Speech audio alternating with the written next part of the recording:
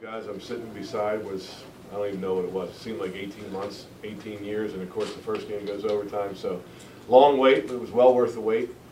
As you can see, these guys couldn't wait to get back on the floor and play. And I thought it was, we got a lot of stuff from a lot of people. Good balance. The minutes were balanced. The points were balanced.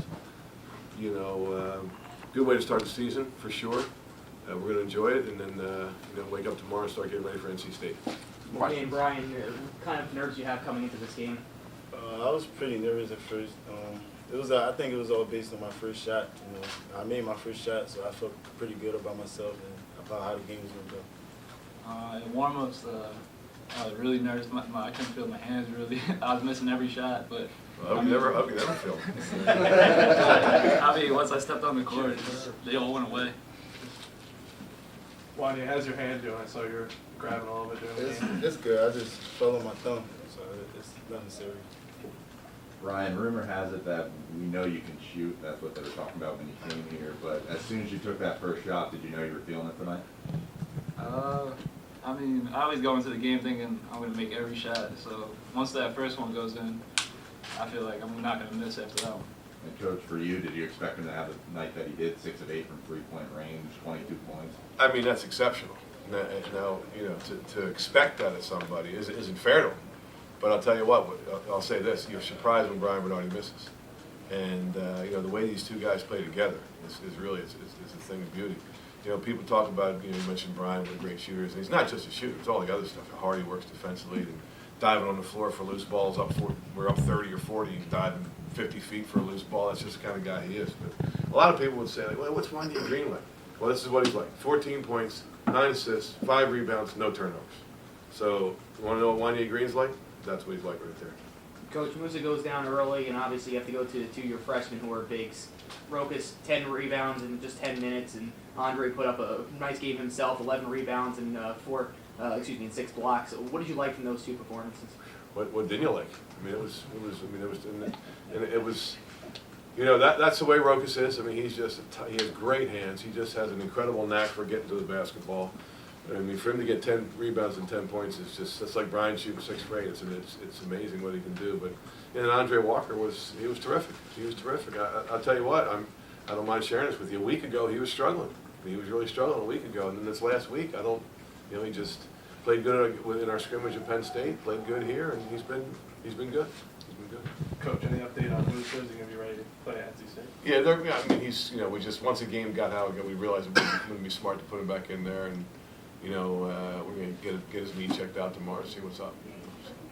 Coach, all offseason long, you talked about packing the MAC, getting the fans out here. The fans came out, they were loud, they were rambunctious.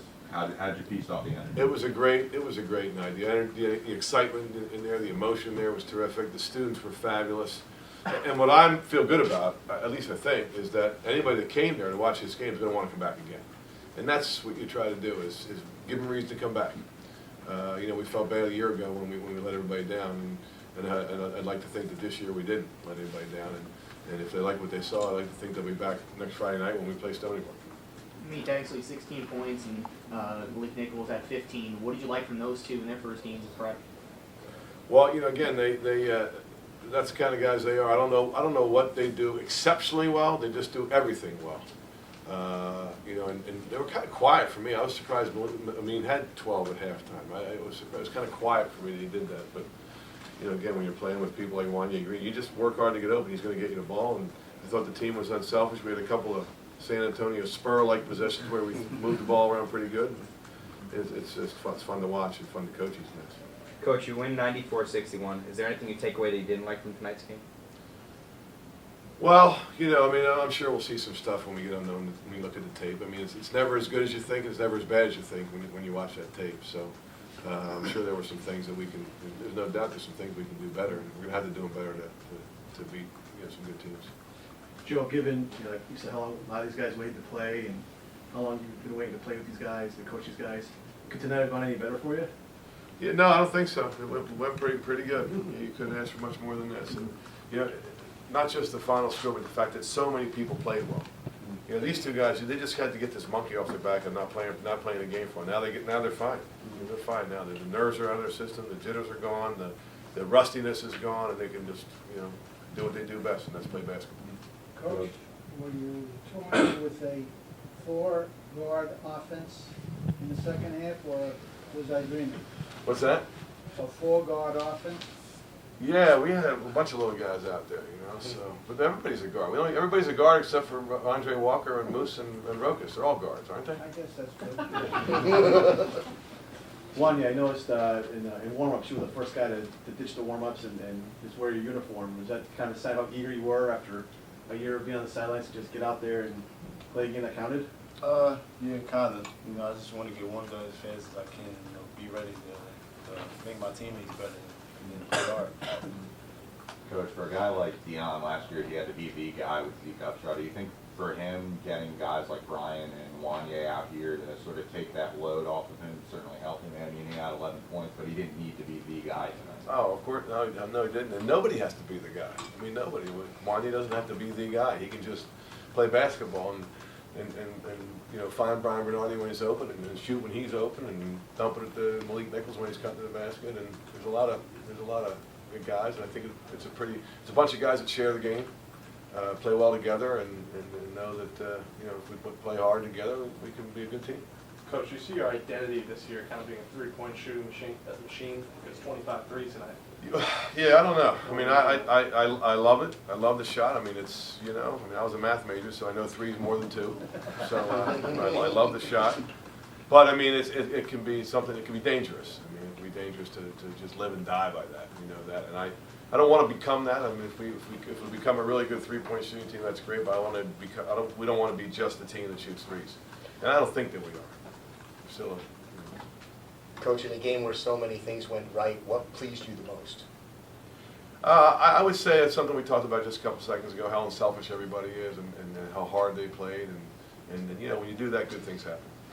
Joe, you obviously waited a couple years to get back with Juan'ya. I mean, was there a point where it just kind of felt like old habits, you know, just put on an old pair of shoes, just click like it did in Niagara, work with those two guys? These guys, yeah, it is kind of unique, the relationship we have, and it's fun, and you know, and what's even more special is the way these two guys are, Amin and Juan'ya. You know, I'm a parent of twins, so I see those twin idiosyncrasies, and they're like that. I mean, they just look at each other and they hear a word and it means the same thing to them, and it's just, they have this incredible understanding about each other, so it's kind of neat to watch them.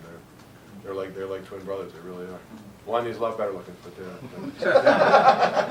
One more question? Coach, without looking too far ahead, what do you see in the Wolfpack?